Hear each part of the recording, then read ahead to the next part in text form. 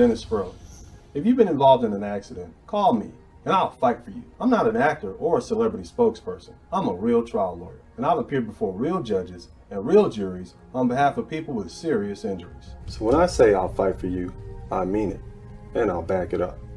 If you've been hurt in an automobile or 18-wheeler accident, contact me toll-free at 866-529-2444, and I'll fight for your rights.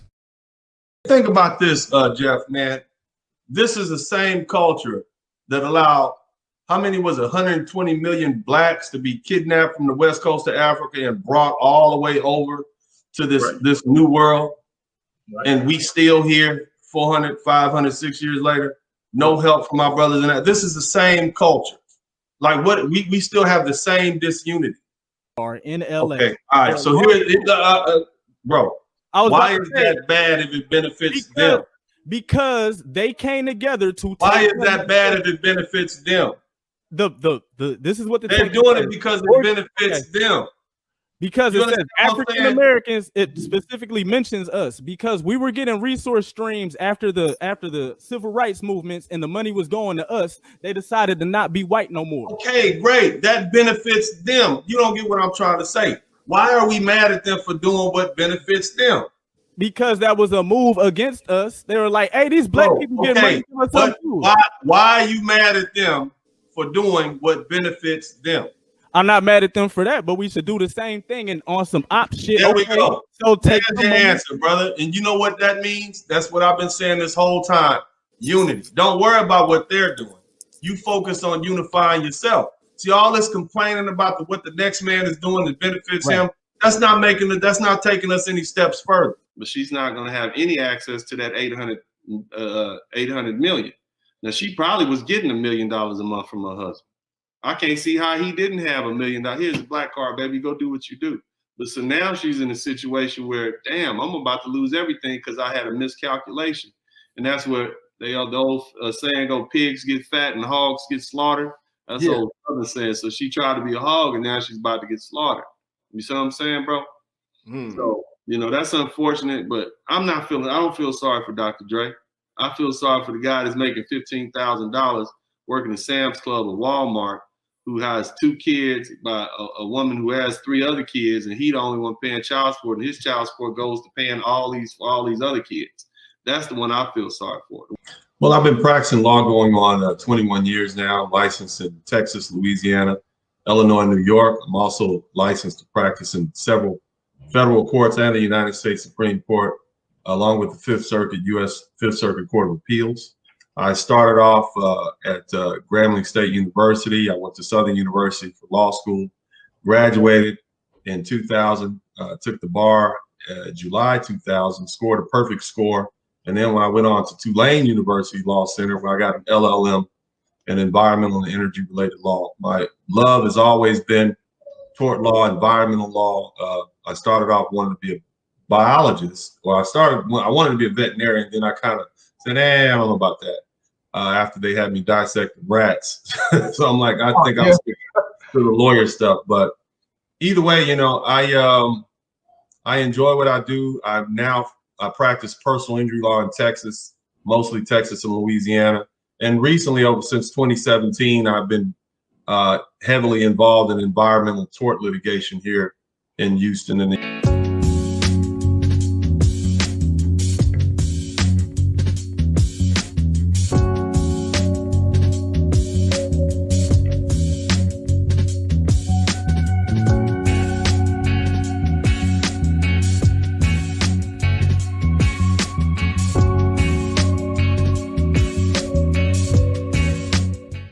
Dramatization. After a car wreck, you may have to fight with a highly trained insurance company rep whose job is to knock your damaged claim down and out.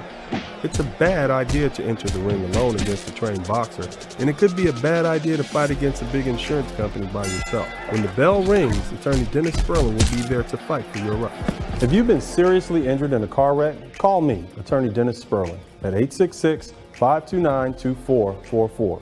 That's 866-529-2444.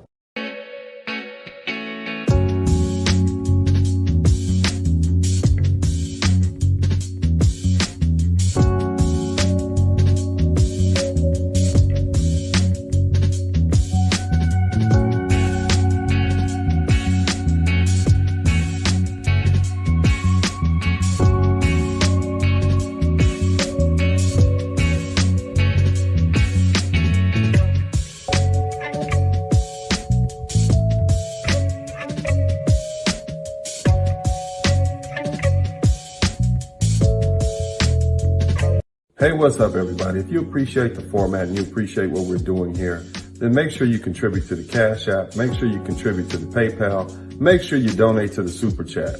It's only you and your contributions that keep this thing going.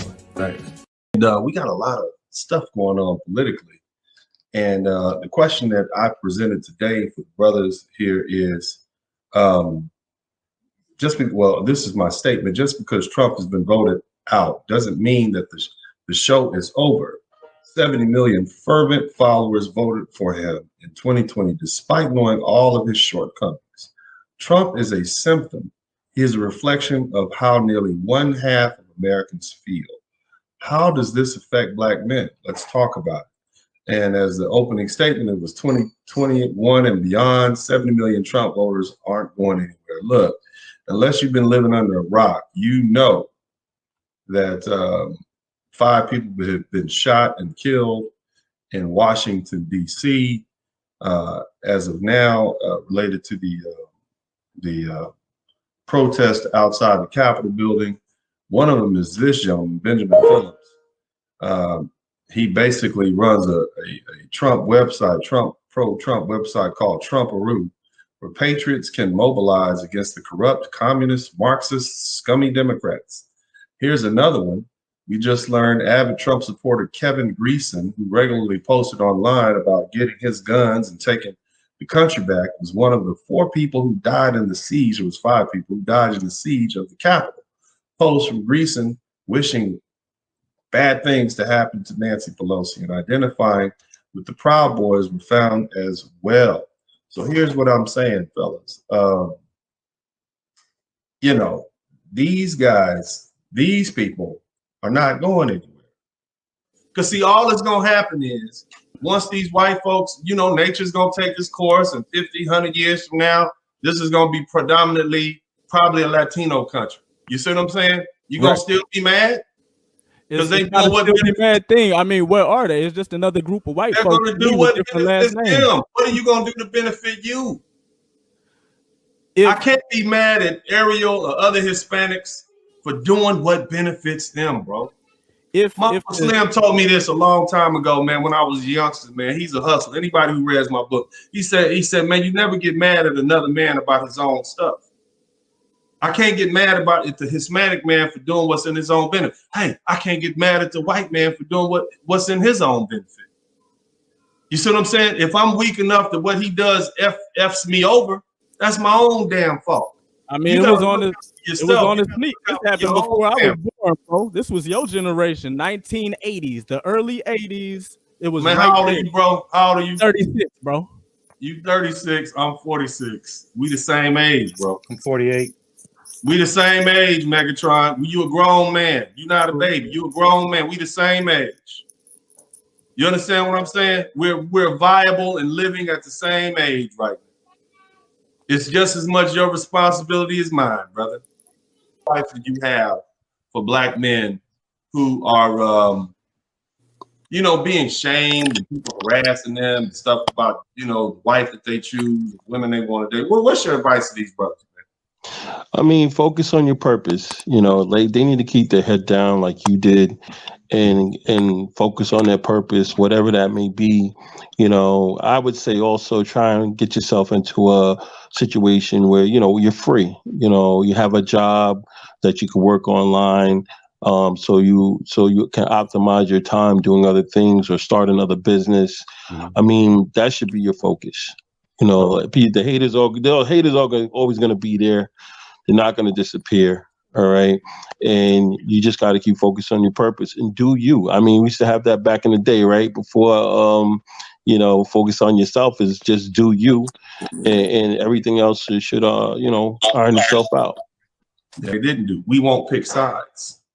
What we won't do is get ourselves involved in these sort of political skirmishes that have been going on between the two factions in this country for hundreds of years. What we need to do is take this opportunity to build our own infrastructure, deal with our own internal issues, and not get baited into Republican and Democratic talking points or conservative or liberal talking points. It really doesn't matter, because at the end of the day, they're just trying to figure out who's going to be in control of these resources that the dominant society has taken from the rest of the world. It has nothing to do with us. And so when I see black folks picking sides, yeah, it's great. I don't care if you voted for Trump. I don't care if you voted for Biden. It doesn't matter to me, because at the end of the day, you're still a black person, especially you as black men.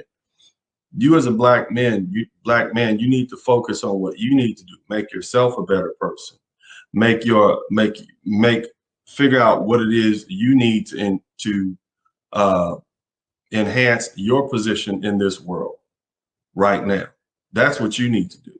You don't need to get caught up into what Trump is doing. Oh my God, I can't believe that he needs none of your business. Nothing. Because as soon as they finish with them, they're gonna go right back to you.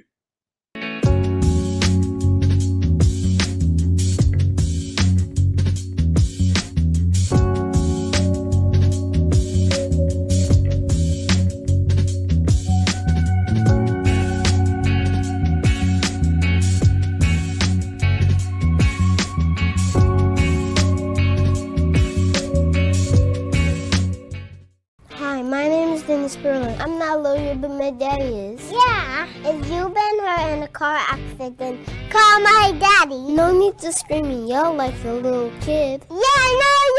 My daddy will fight for your rights. Yeah, fight for your rights. If you've been involved in a car accident, call my daddy, returning Dennis Sperling. Hello, I'm attorney Dennis Sperling. If you've been injured in a car wreck, call me at 713-229-0770. Call my daddy.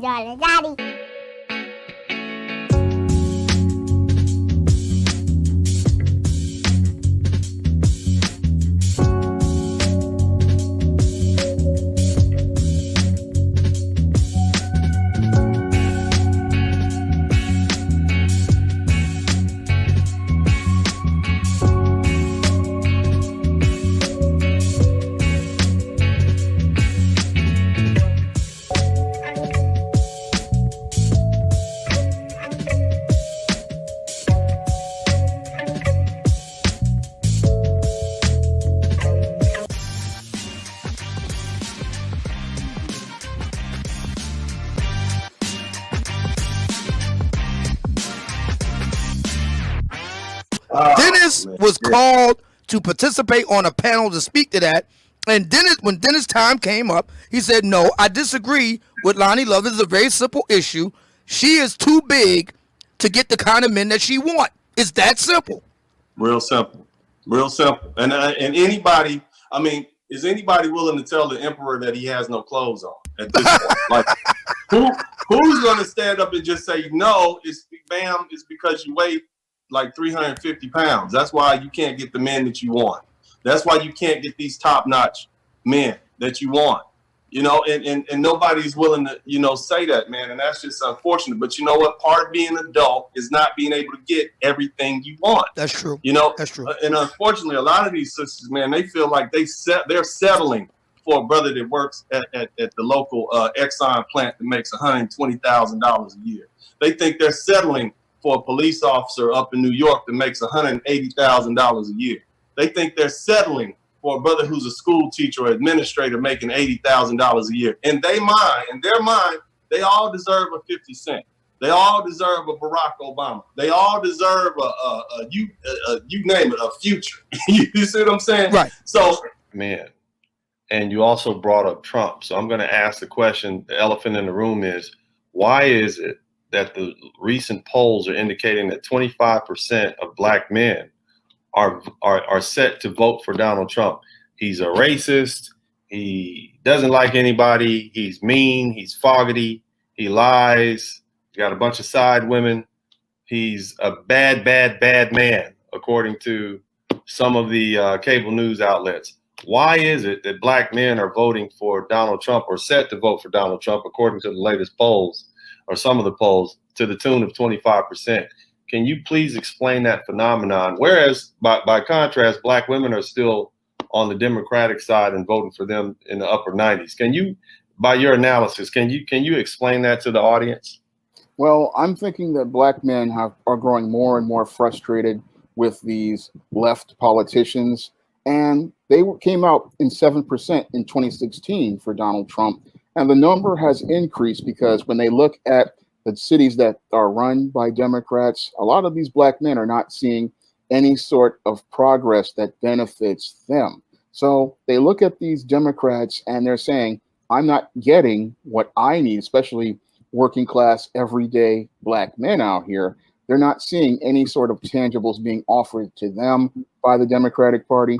So a lot of them left us. And one of the things that led to a lot of them leaving in 2016 was the fact that we had all of these murders of black men, like Eric Garner, like Michael Brown, Trayvon Martin, and your Barack Obama's Department of Justice did nothing in any of these cases. So these black men were sitting there hoping that the black president would provide them with justice, but the black president decided to blow off black men. And when he blew off black men, those black men decided to go to the other side. And now more and more of these black men are seeing some of these indirect benefits from a Trump presidency, because Trump's policies that deal with immigration actually lead to the indirect hiring of black men on jobs. And these black men are seeing that they can get employment, they can get economic footsteps that they couldn't get as related to the Obama presidency. And they're also seeing that the Trump administration has made a few little inroads here and there as related to trying to get justice for black men in some cases. Now, I'm not saying all cases, but we've seen in the case of the cases like George Floyd, we saw some action, I think, as related to that case. And whereas Barack Obama did nothing, his attorney general in the case of George Zimmerman practically ignored black people. And when he ignored black people and he did nothing about George Zimmerman, he basically created Donald Trump. And that's something people don't understand about Barack Obama. If it wasn't for his inaction on Trayvon Martin and George Zimmerman, Donald Trump wouldn't be in the White House today.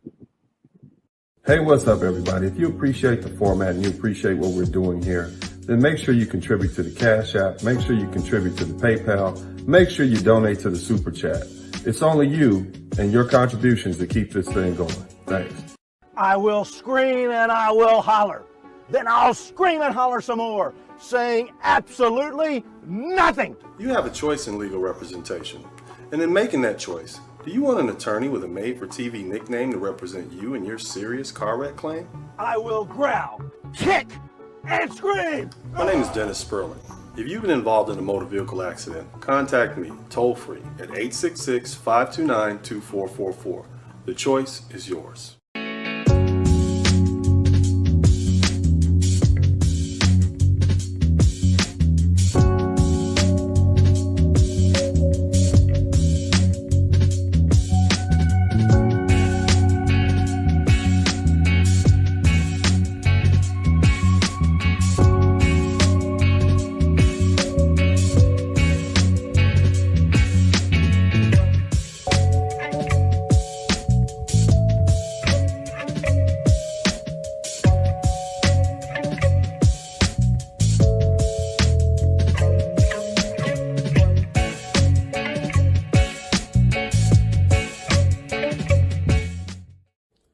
Hey, what's up, everybody? If you appreciate the format and you appreciate what we're doing here, then make sure you contribute to the Cash App, make sure you contribute to the PayPal, make sure you donate to the Super Chat. It's only you and your contributions that keep this thing going. Thanks. The only people that I know in this country or any other country that looks up to drug dealers are Black Americans. I have visited Colombia on several occasions, and nowhere in Colombia are there statues of Pablo Escobar or Amelia Griselda Blanco or any of those drug dealers who brought so much death and corruption and shame to the Colombian people. Yet, we as Black Americans will venerate and make excuses for the many drug dealers who have now ascended to wealth and prosperity and justify their previous actions as if it never happened, or as if they are somehow vindicated because they have ascended and attained wealth. That is the most backwards and ridiculous set of notions and propositions that I've ever heard. We as Black American people have been chastised, ridiculed, oppressed, beaten, enslaved by outside oppressors. But none of that can compare to what we have endured at our own hands. We kill 35,000 of our own every year for murder, while the white police officers that we scream and holler about only kill 1,000. Now that's a lot of lives, but it is in no way in comparison to the 35,000 Black men, women, and children that are murdered by our own brothers and sisters, mostly our brothers. So the other night, TIP, rapper, had something to say to a group of people about the well-being and welfare of African Americans. A couple of weeks ago, Jay-Z, also known as Sean Carter, had something to say about the well-being of African Americans. Now these gentlemen aren't the first former dope dealers who have ascended to high heights here in the United States.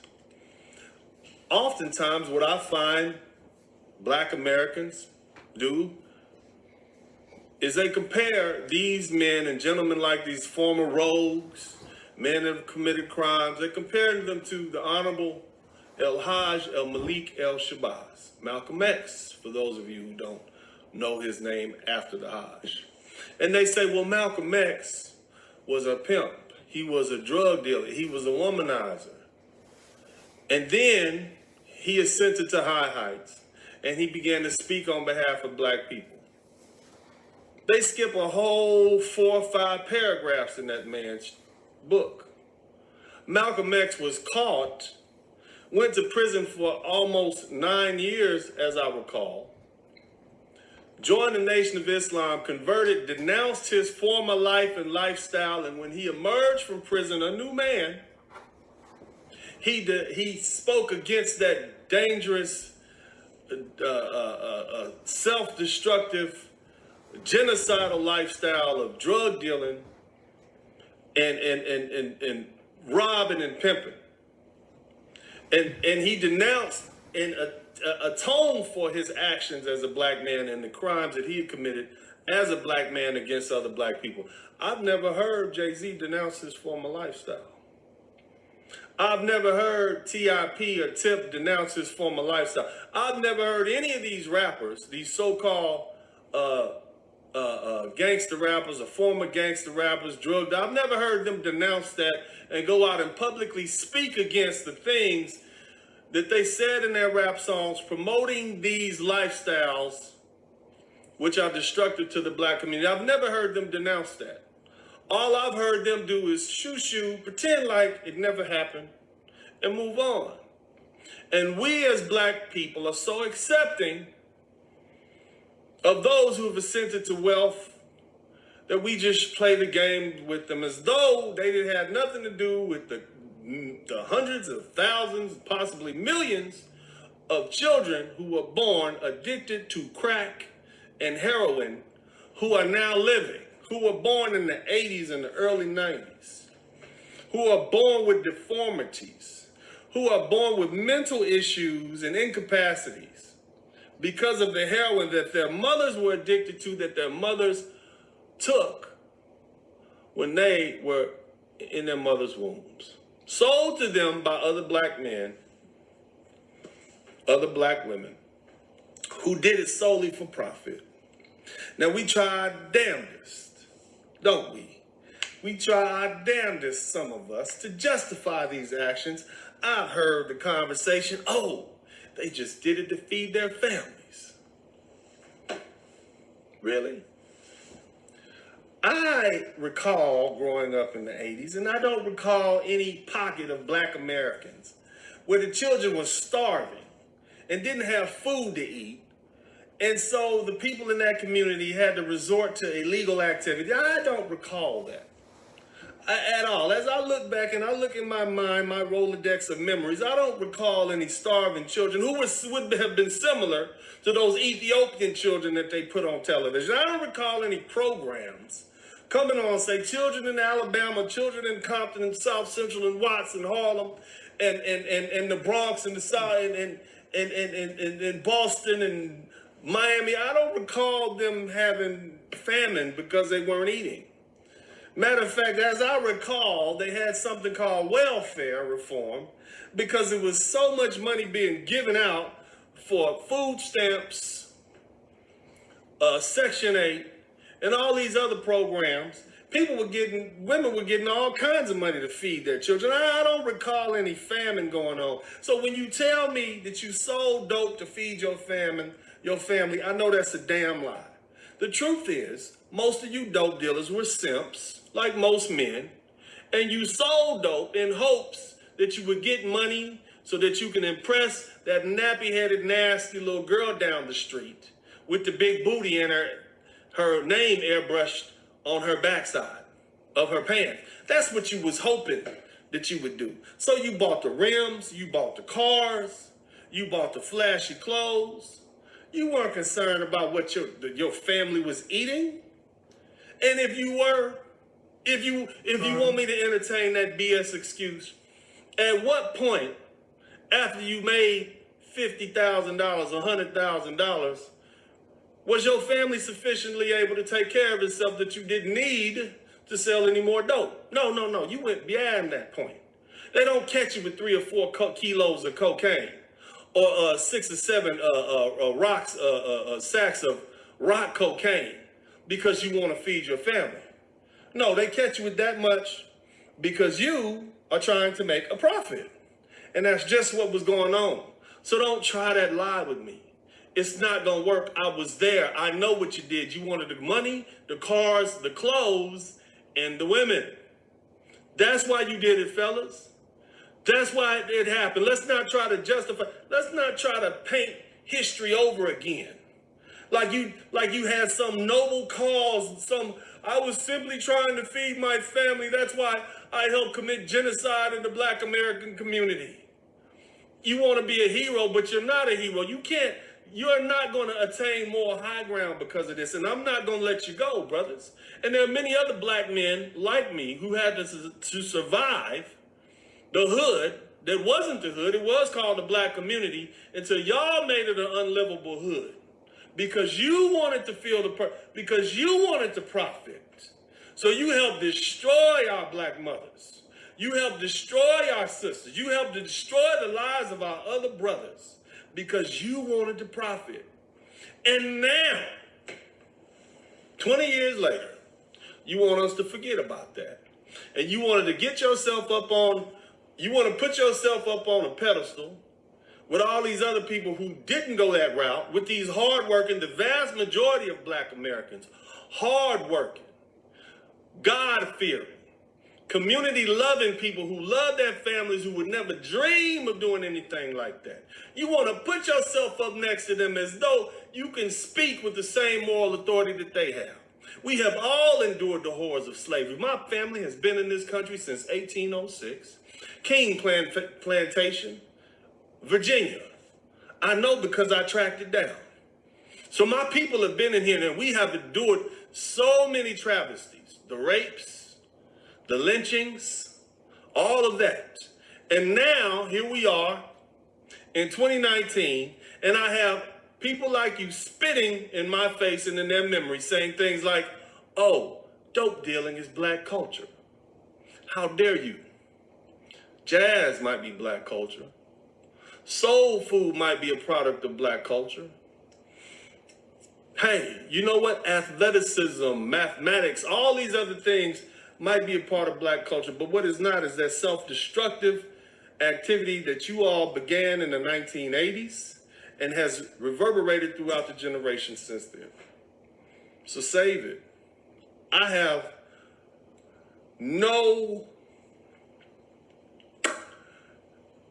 let me say how I can say this. there's no reprieve here. You get no shelter. I have nothing for you. Now, if you want to take your money and go about your business and live your life and enjoy your profits, that's between you and your God. You go and do that, brothers, sisters, because it was women selling drugs too back then. And if there was a man selling drugs, I promise you he was doing it because there was a woman who was reaping the benefit of those drug sales. If it wasn't his girlfriend, his baby mama, then it was his mama and his grandmama and everybody else in that house. So you sisters are not free from this chastisement. But all y'all need to get down off your high horse and recognize what you played a part in. And it wasn't all black people. By any means, it wasn't all black people, because it was some hard-working electricians and plumbers and lawyers and school teachers and police officers and bus drivers and everybody else who had to suffer because you wanted to make a profit. They say the white man made slaves. The black man made crackheads. That's for damn sure. You can't come in here and blame the CIA. The CIA brought the drugs to the neighborhood. Okay, so if I put a rope on your porch, does that give you the right to go lynch your black brother who's your neighbor? Does that make sense? Huh? Because I put it there, does that mean you use it to destroy the life of your brother? Or do you have self-discipline and say, you know what? My moral character does not allow me to go to that extent no matter what. If I have to suffer, then I will suffer, because I do not want to put my suffering on my other brothers, because they don't deserve it and it's not the right thing to do. But you lost your moral compass, brothers and sisters. And that's why you're willing to do anything. You're willing to sell out your own people for a small profit. And as long as we have people who are unrepentant, who refuse to repent for the things that they've done, who are sitting here trying to justify what they did or what others have done under the auspices that they didn't have another choice, then they'll never accept fault. And as long as you don't accept fault, we can't change, you can't change, and we can't trust you. We have sellouts in our midst. Unrepentant sellouts. So that said, I don't want to hear what you guys have to say. If I were on a forum and we had some former drug dealers who had not repented for what they've done, I would call them out on it. I would call them out as the people who had committed genocide, and that they have no moral authority to speak on the issues of black Americans, especially since they are the ones that help cause those issues. You are the reasons why we have so many black men locked up and in prison. You're the reason that so many black men are dead in their graves. You're the reason that we have so many black mothers who are single black mothers and can't find a man and grew up fatherless in fatherless homes. It is you, brothers, who did that. You can't blame the white man because of that. That's not the white man's fault. Because somebody had a gun shop in your neighborhood. Because somebody had a liquor store in your neighborhood. You can't walk past that. Even if they put it in your hand, they can't make you pull the trigger. You have to go out and do that yourself. Accept some damn responsibility for what you caused. And if you don't, that's fine. You go on about your business. And the rest of us black folks, we're going to move on without you. And don't you come back, because we know you're a sellout and we know what you did and you're unrepentant. You're not like Brother Malcolm X. You're not like all the other black men who said, you know, I did wrong to the community. I accept my fault. I denounce my former lifestyle. I denounce the actions that I did that were detrimental to the black community and the United States community as a whole. And I talk against it, but they won't do that. They'll lose their fan base. You see, that's why T.I. and 50 Cent and Snoop Dogg and Jay-Z and all these other rappers, we like their music. I like their music. It's fun to listen to. But look what they're promoting. They're promoting their former lifestyle that helped destroy the black community. So why would I want to hear, as a thinking black man, Why would I want to hear what they have to say about any issues that affect the black community, that have been caused as a direct result of the things and the actions that those men did? Why? That would make me a fool. Nobody else venerates and uplifts the criminals of their society other than black Americans. Are we so desperate for heroes, family? Are we so desperate for heroes that we'll just post anybody up? Huh? Maybe you want to put Jay-Z on the $100 bill now? Huh? Put 50 Cent on the $50 bill? Is that what you all want to do? You're so desperate for heroes? What about a Dr. John Henry Clark? What about a Dr. Claude Anderson? What about that? A Thurgood Marshall, a Martin Luther King, Brother Malcolm X. Why can't we put them first? Why can't we uplift that? Half of you all don't even know who those men are, but you know who these drug dealers are. Yeah. And this is all coming from somebody who was born and raised in South Central Los Angeles, who experienced that firsthand. So you can't tell me I'm speaking firsthand.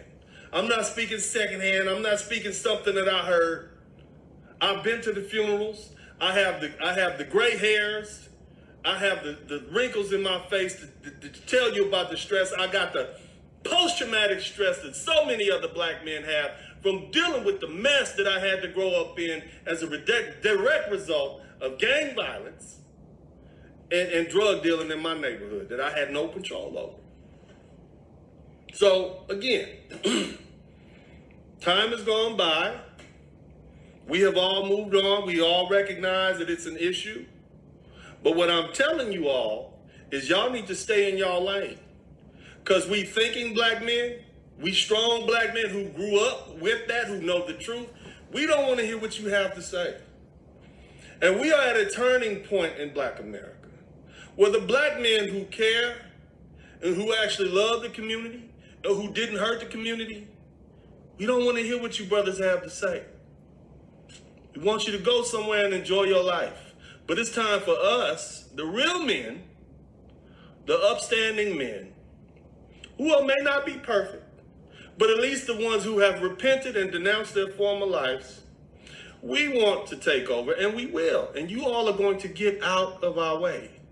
Because if you don't get out of our way, you are going to suffer, whether it's financially or otherwise. But you have no quarter here, brothers.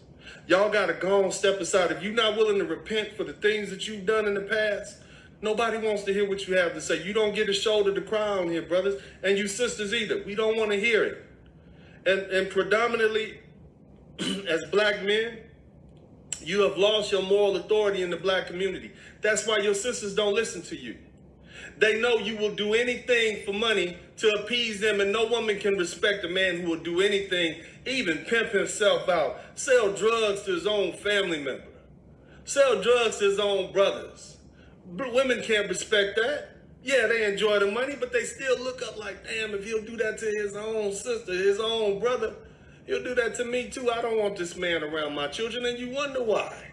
You wonder why we've lost so much respect in the black community amongst our own sisters. You wonder why. And I'm telling you, that's why. So, for you thinking black men, what I ask you to do, if you are somebody who's done something in the past that has committed acts of genocide towards your own brother, where you shot another black man or killed another black man or sold drugs to the black community, you know all these children are up out here because and missing their fathers and have been born with birth defects and missing fingers and things like that. You have a debt to pay, brothers. You do. But the first thing I ask you to do is repent and begin to denounce that lifestyle. That's all I'm asking you. Don't come in here trying to defend that, because it's an undefensible position. And us thinking black men are not putting up with that, brothers. Us black men that actually love ourselves and love our communities and love our children, we don't want to hear it. I love you, and I'm coming from a place of love when I speak to you, and I'm asking you on behalf of all these other brothers, don't push us, because we don't want to hear it. I don't want to hear what a T.I. or wannabe T.I. or 50 Cent or Jay-Z has to say about the black community. Don't talk. We have other people for that. We know what happened. Y'all need to save that. Stay in your lane. Enjoy your life. Move on. You don't have to make it public what you did, but bro, don't jump in this. That's all I'm telling you. Don't jump in this. Your input is not wanted. That's what I'm trying to explain to you all. Y'all stay out. If you want to contribute, you want to help, you want to try to do good things for the community, fine. But let the true leaders lead. God bless you all.